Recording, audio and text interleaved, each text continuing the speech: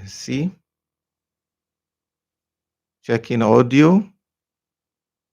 See whether we are good. All right. Welcome, everybody, to day 2 of our 60-day Bible challenge. And today we're going to be looking at the chronology of creation. In a few minutes, we're going to be looking at the chronology of creation so that we don't take too much time. Yesterday, we started with the creation story and the creation of the world and creation of heaven and earth. And we're able to establish the fact that that story is not an original story, it's a copied story from other myths. So today we are continuing with the creation story, and we're going to start from the chronology of creation. Chronology of creation, that is the processes and the days of creation according to how it is written in the Bible. So we're able to establish last time also that the creation story is two creation stories in one, two in one stories. It's not one story, it is two in one story. Okay, so you have two stories in one. And these two stories in one, the first story was written by the priestly, it's gotten from the priestly sources. And then the second story is from the Yahwists, okay? Those, the proponents of Yahweh, who became after they've been able to dispose of other gods, all right? So we're going to start from the first creation story. Go back. What happened? According to the story, the first day, light was created. The second, the sky was created. The third day, dry land, seas, plants, and trees were created. Then you talk about the fourth day, the sun, moon, stars were created. The fifth day, creatures that live in the sea and creatures that fly were created. You talk about the sixth day, animals that live on land, and finally, humans made in the image of God were created on the sixth day. Then by the seventh day, we're told that God finished his work of creation and rested, making the 7 days special, holy day, and all that. Now, remember, in this account, we are told that this God, whatever the gods, according to how we establish it, Elohim, the gods, we're told that it was through the breath, his breath, he breathed into man. Then when you talk about the creation, we are told that he spoke words, that it was through spoken words that everything was created. That's the first creation account. But the second creation account is quite different. Okay? The creation account of the second story is quite different. In the second story, it didn't begin only plants, a garden in the east. And then thirdly, all kinds of trees. And then you talk about rivers and streams. And then he creates all kinds of animals and creatures.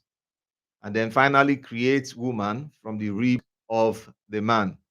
So you can see that the two creation accounts are different according to the people that wrote them.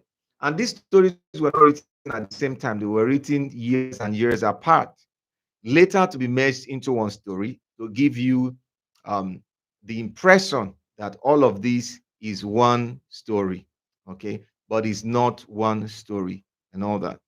So, having been able to identify this difference, then we go to the next thing that we're going to be looking at.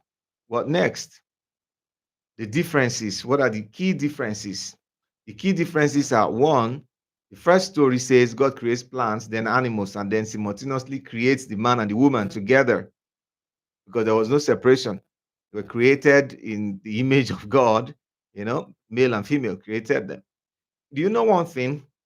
According to those who pastors who claim they are Christologists and all that, they try to explain it away by using their own sense of logic and all that to tell you that it was not explained, that it was chapter 2 that explained what happened, that God created the man, then separated the woman from the man, as explained in chapter 2, as if the two stories are one story. No, they are not one story. So they just it's just conjectures to try to make sense out of this story. They're trying to make sense out of it, to make it look logical, to make it look, better presented. But the truth is, these are two different stories. So that narrative does not actually apply in this story. So in Genesis 2, we're told that God creates a human, plants, then animals before he created a woman. So all of these things were created before the woman was created from the rib of the man. Now, why is this story like that? Because of the subjugation of women. Women in those days, women were not given their proper place in society. You see that they were taught to be weaker vessels, that they were created from the man. They were lesser. They said women are lesser than the man, that the woman was created from a man to be subject to the man and all that. If you read that account of Genesis chapter 1, it says that they added a clause that, therefore, this is the reason why, a man should leave his father and his mother and cleave to his wife, and they'll become one flesh and all that. So they use these stories to justify their biases in different scenarios, different cases, and all that. Those who wrote these stories. And these are ancient stories that were written thousands of years ago. Humanity has progressed beyond this, because all of these stories, they are not a true representation of what is currently on ground of reality. These are ancient stories of people who were primitive at that time, who didn't know how everything happened, what happened, and all. Science has given us a better understanding of how this world, evolved and all that. Science may not have given us all the details, but the details science has given to us, they are far better than whatever you can, get anywhere else and all that. So you can see the difference between the two stories. Okay. Now, if we go further, the creation story, like I said earlier in the first video, if you've not watched it, go to the first video and watch it. The creation story was adapted from several myths and legends that originated from ancient Mesopotamia, which includes which include the stories, that like the Epic of Gilgamesh and all that, that were tailored toward monotheism of Judaism, from the polytheistic nature of the myths and legends to represent the newfound God Yahweh as the only God of the Jews. A woman was not created from the ribs of a man. Okay. And the thing is, evolution remains the best explanation for life on earth and not creationism. Creationism is just myths and legends that were copied from older myths and legends by the Jewish people, that were made, they were made popular by the Romans when they created Christianity. They made all these things popular by using these Jewish stories and all that to create another religion to rival Judaism, just like Islam was created to rival both Judaism and Christianity and all that, because most of the stories that you find in the Quran, they were first found in the Jewish Bible. Okay, first found them in the Jewish Bible, all of these stories. So the truth remains that this creation story and all that, they are all myths and legends, just like the ones we have in other parts of the world. For instance, in Nigeria, we have creation stories of the Yoruba people, talking about Duduwa and all that. And all that. Then you talk about the BBO, you talk about Isoko people, you talk about all of the tribes in Nigeria.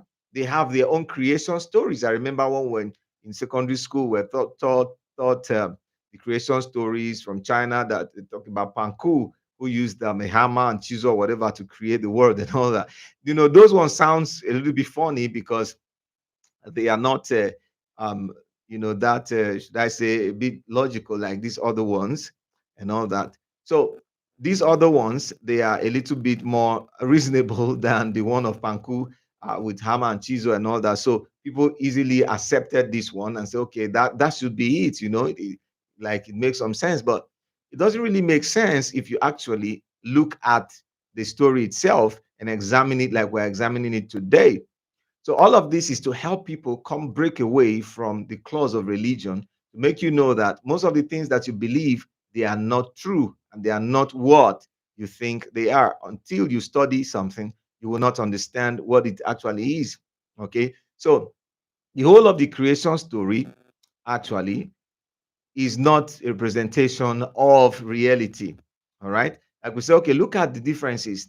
The first story talks about the garden before he started creating other things, and then created animals and brought to the man to name the animals and all that.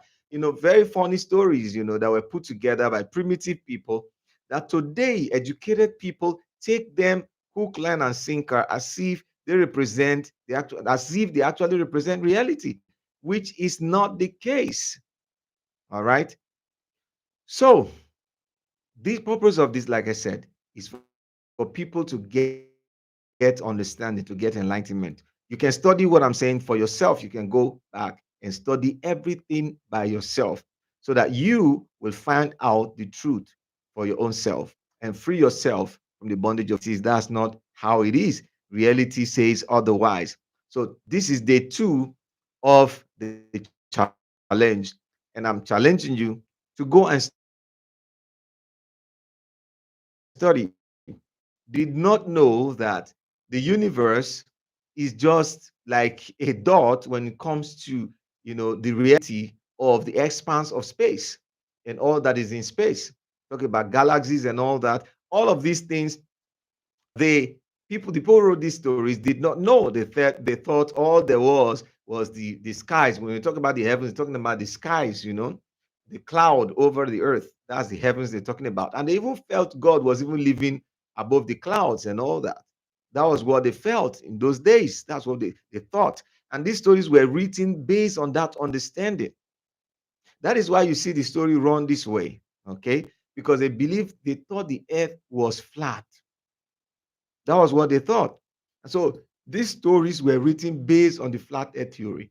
But today we know that the earth is not flat and the earth is not alone.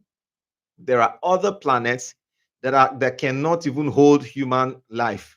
So many other planets, so many other, even universes. There's what we call the multiverse. You talk about galaxies, you talk about black hole, talk about a whole lot of things. Today, man is going to space because of common sense and knowledge, because of logic, because reason. Man has been able to understand to a level how the earth is, how it functions, the rotations of the earth, everything. And today we're able to communicate with this medium because of what man has been able to discover through knowledge, through common sense, and not through religious understanding, because this religious understanding does not actually give you the right kind of knowledge to function effectively on earth. And that is the reason why we have a lot of problems in Africa today. Okay. So if you study this story very well with little logic, common sense, you will understand that these stories were written by primitive people and these stories expired thousands of years ago.